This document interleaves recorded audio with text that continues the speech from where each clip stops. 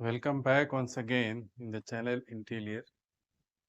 This is 37th lecture, but this is very important because we are going to discuss about the similarities and differences between three tenses, that is present indefinite, past indefinite and future indefinite. What are the similarities and differences between them? So you must listen to me very sincerely. Now see here, हमने यहाँ पे लिया है simple और indefinite. इसमें हम तीनों tenses का देखेंगे एक साथ all together. Already I have discussed to you, but today we will see in different aspect. इसमें क्या क्या समानताएं हैं और क्या क्या असमानताएं हैं। अब सिंपल और इंडेफिनिट ये प्रेजेंट का है।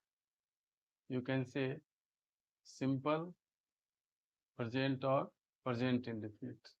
क्या बताता है? ये बताता है सिर्फ इतना ही कि किसी का हैबिट या प्रोफेशन क्या है। ये सिर्फ हैबिट या प्रोफेशन के बारे में बताता है। ऑलरेडी हमने यहाँ पे लिखा है नो टाइमिंग कंसिडरेशन। यहाँ पे टाइमिंग का कोई कंसिडरेशन नहीं है। तीनों टेंसेस के लिए लागू होता है, पास्ट इंडेफिनिट हो, प्रेजेंट इंडेफिनिट हो या फ्यूचर इंडेफिनिट हो। तीनों में टाइम का फैक्टर है ही नहीं। This is very important point to be noted down. तो आप देखिए, प्रेजेंट इंडेफिनिट में हैबिट या प्रोफेशन की बात होती है। इसमें फॉर्मेट क्या है? सब्जेक्ट, उसके बाद मेन वर्ब आता है। मेन वर्ब में कहीं कहीं एस या ई एस हम लगाते हैं या कहीं नहीं भी लगाते। Main verb S E S और नॉट प्लस कॉम्प्लीमेंट। कॉम्प्लीमेंट का कोई लिमिट ही नहीं, आप आगे सेंटेंस को चाहे जितना लंबा कर लें। जो जोड़ते हैं एक्स्ट्रा उसी को हम बोलते हैं कॉम्प्लीमेंट। लेकिन subject and main verb plus S और ई एस, यह सेंटेंस यहाँ पे कंप्लीट हो गया। प्रेजेंट टेंस का मामला, प्रेजेंट इंडेफिनिट का मामला है फिनिश, उसके बाद कॉम्प्लीमेंट। अब यहाँ पे देखिए, जब subject I, we, you, voice, they ये सारे रहेंगे।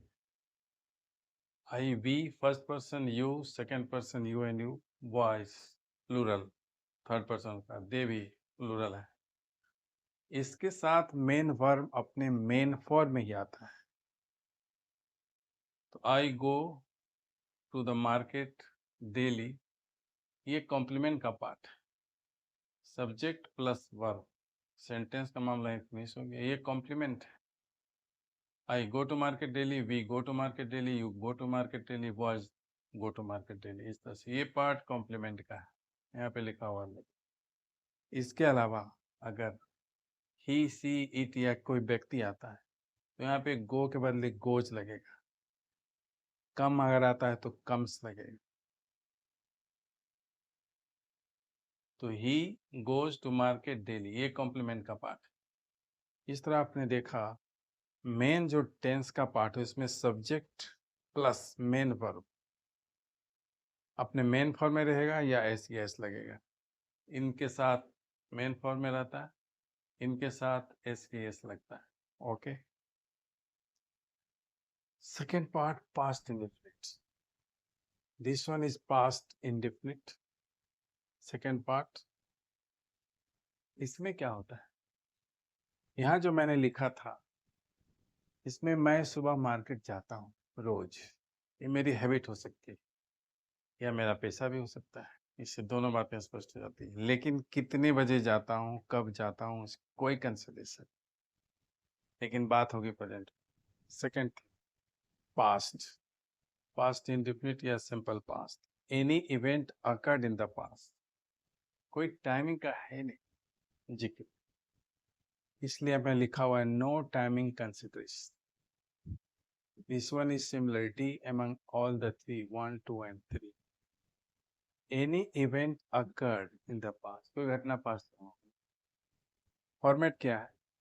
Subject, second form of main verb जिसको हम V2 बोलते हैं। V1 main verb, go, went, go. then go V1, when V2 and go on V3। तो V2 यहाँ पे लगता है, प्लस कॉम्प्लीमेंट आता है, ये तो कुछ भी जोड़ सकते हैं। तो V2 का प्रयोग, this is very remarkable point, कि V2 का प्रयोग केवल और केवल पास्ट इंडेफिनिट में ही होता है, यह simple past. This point is very important, हमेशा आप याद रखें कि V2 का प्रयोग सिर्फ पास्ट इंडेफिनिट में होता है, इसके अलावा कहीं। तो इसका फॉर्मेट क्या है? Subject, second form of main verb V2 plus complement. जैसे यहाँ पे सब के साथ V2 है, कोई इफ बट है नहीं। आई हो, वी हो, यू हो, ही हो, राम हो, कोई भी हो। Went to the market daily, ये कोई भी है। मैं मार्केट गया था रोज, हम लोग मार्केट गए थे रोज, तुम मार्केट रोज गए थे, या आप मार्केट रोज गए थे, वह मार्केट रोज गया था, राम मार्केट रोज। तो वेंट सब के साथ है, कोई चेंज नहीं, कॉमन है। और ये भी हमने कॉम्प्लीमेंट कॉमन सब के लिए यहाँ पे लिखा है। Now come to future. Future indefinite या सिंपल फ्यूचर, इसमें क्या हो? आने वाले समय में कोई भी घटना घट जाएगी, कोई टाइम का विचार विमर्श नहीं, एनी इवेंट विल हैपन, होगी, टाइमिंग का कोई मतलब नहीं। फॉर्मेट सिंपल है, सब्जेक्ट यहाँ पे पहली बार इंडेफिनिट टेंस में, फ्यूचर के इंडेफिनिट टेंस में हेल्पिंग वर्ब यूज होता है। इसके अलावा ना तो इसमें हेल्पिंग वर्ब है प्रेजेंट इंडेफिनिट में, और ना ही पास्ट इंडेफिनिट में हेल्पिंग वर्ब है। This is very remarkable point, and this is the difference between these two and the third one। a difference, helping verb केवल फ्यूचर इंडेफिनिट में ही आता है। तो फ्यूचर इंडेफिनिट में एनी इवेंट विल हैपन, कोई घटना घटेगी सिंपली। फॉर्मेट सिंपल है, सब्जेक्ट के बाद हेल्पिंग वर्ब आता है, फिर मेन वर्ब अपने मेन फॉर्म में ही रहेगा, यानी V1 प्लस कॉम्प्लीमेंट सब में होता है। हेल्पिंग वर्ब में क्या होगा? यहाँ पे विल और शैल, कहाँ पे विल और शैल लगेगा आगे आपको क्लियर हो जाएगा। तो मेन वर्ब यहाँ पे V1, यहाँ पे देखते हैं मेन वर्ब, यहाँ भी है V1, ये दोनों में सिमिलरिटी है।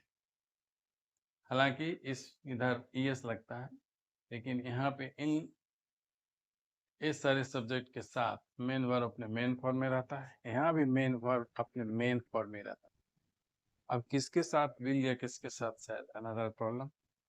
तो हेल्पिंग वर्ब में विल या शैल होगा, आई और वी के साथ शैल।